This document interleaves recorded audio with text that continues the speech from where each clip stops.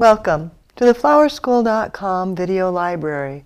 I'm Leanne Kessler, Director of the Floral Design Institute, and today I'm here to share with you a quick and easy Thanksgiving Day centerpiece.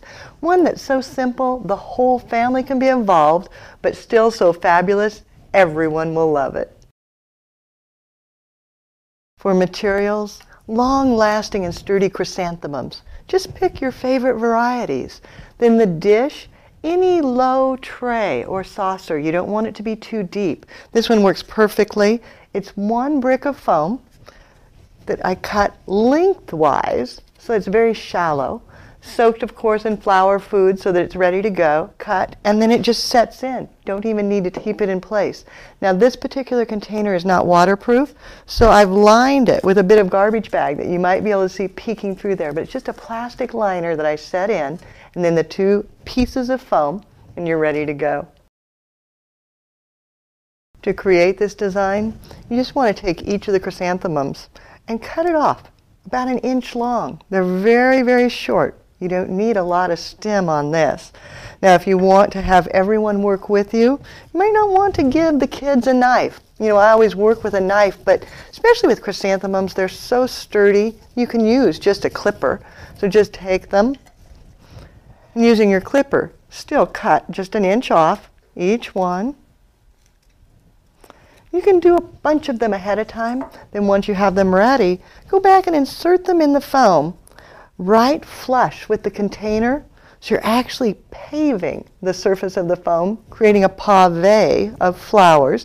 And you can see that the kids can do this. Just feeding them in gently, tucking them underneath so that you get a couple of layers, kind of terracing one over the other, and then continuing through.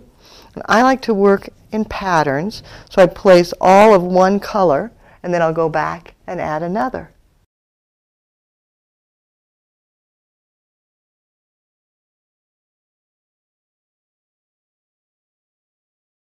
Once you have the majority placed, and they're my favorites, the bicolor, then go back and enhance with another color.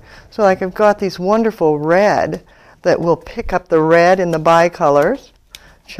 Just chopping them down. And then I've got just a few yellow buttons. They're so vibrant, I don't want to do too many of these. I want to keep the focus on the bicolors, but using a few will enhance. And then think again about your patterning. Maybe bring some of the bright yellow over to the side. And then also, let's see, maybe just a little bit right close up front. And a couple more. Carrying your eye over to the other side so that the yellow carries through from one area to another, tucking them down in. Be a little bit shorter on this one so I can tuck it underneath, creating a variety of levels. Even though it's all a pavé and very flat, having that little bit of texture going up and down adds interest. Then coming in with the deeper color, tucking it close and tight, and then filling in.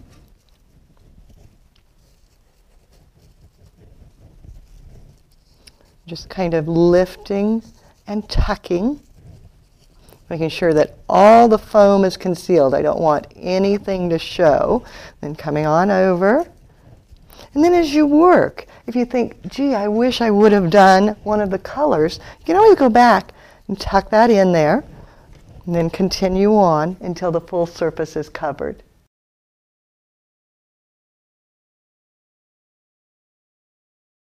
To include everyone in the family, you could have a scavenger hunt.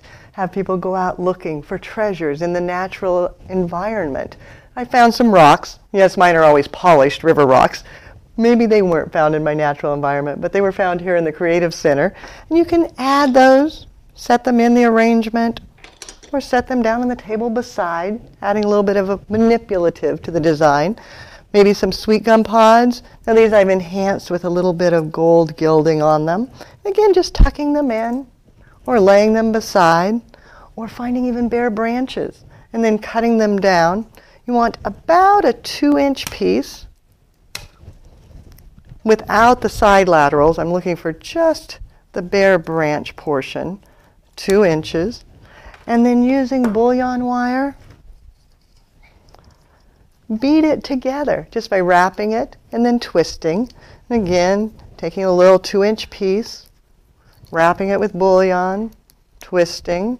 I picked copper because it enhances the autumn mums so well. Adds a little bit of sparkle, wrapping and twisting. And then once you have enough beaded together, clip it off. And then you can just take that and drape it. Let it go down to the table, wind across and around, and over to the other side to add a little bit of movement to the finished design.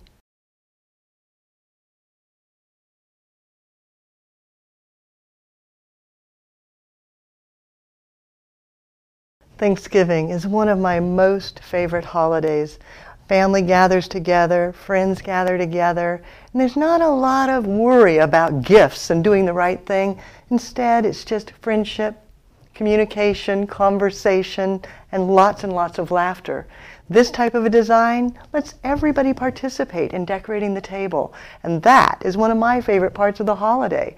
And I wish you that same joy as you create your Thanksgiving tablescape. Have fun, include all the friends. If you need help, need to find something, don't hesitate to reach out. I'm here to help. You can reach me through the website at flowerschool.com or by telephone at 503-223-8089. And of course, as always, I like to see what you create. Take a picture of your table and send it my way at Leanne, Leanne, at floraldesigninstitute.com. Happy holidays to you. Enjoy your Thanksgiving. Have fun and do something you love.